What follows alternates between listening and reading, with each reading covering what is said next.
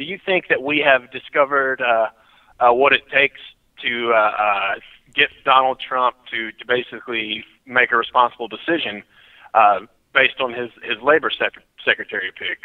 Basically he chose, one of his horrible first choices, right? And America finally stood up and told him no.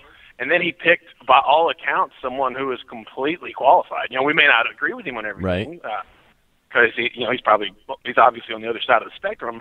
But in terms of qualification, he's going to give General Mattis a run for his money in terms of, category of people who actually deserve the job Trump gave him. Mm-hmm. So I just wanted to kind of see if you guys thought we were, maybe onto something there, or if this is something that we can basically sustain and get, adult behavior out of our president for. That's a good question, Jordan. For me, I think this is Trump likes to fight, right? Trump likes to fight. He loves the art of the deal, right?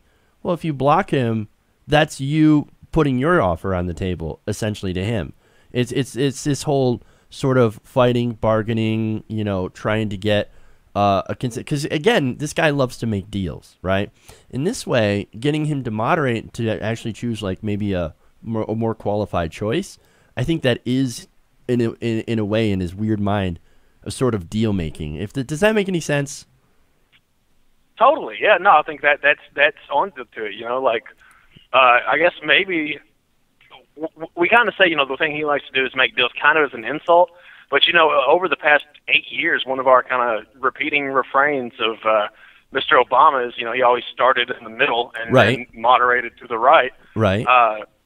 Maybe, who knows, maybe Donald Trump, these horrible choices are not, what if it turns out they're not because he's completely incompetent, but because he actually knows how to negotiate, and we're just so bad at it, he's been winning more than he thought he, meant to. That's a pretty good point, actually. I like that. I say that half joking, but there's part of me that. But there's elements of truth to it, though, Jordan. Yeah, I think there's a big element of truth to this because, and again, the guy likes to fight. He likes to argue. He likes to haggle and all that stuff. That's fun to him. And so us actually doing this on the left, or Democrats, I should say, which is more like the center, but still center, right? Whatever you want to call it. Right. Actually putting up some sort of front of resistance is actually fun for him. He enjoys this. And so, hey, and if we end up taking advantage of that weird little perverse enjoyment that he gets out of it to actually get some more moderate picks, that's not a bad thing. Yeah, sure. Use his personality quirks against him. Why, or not even so much against him as, for us. Why not do that? Right.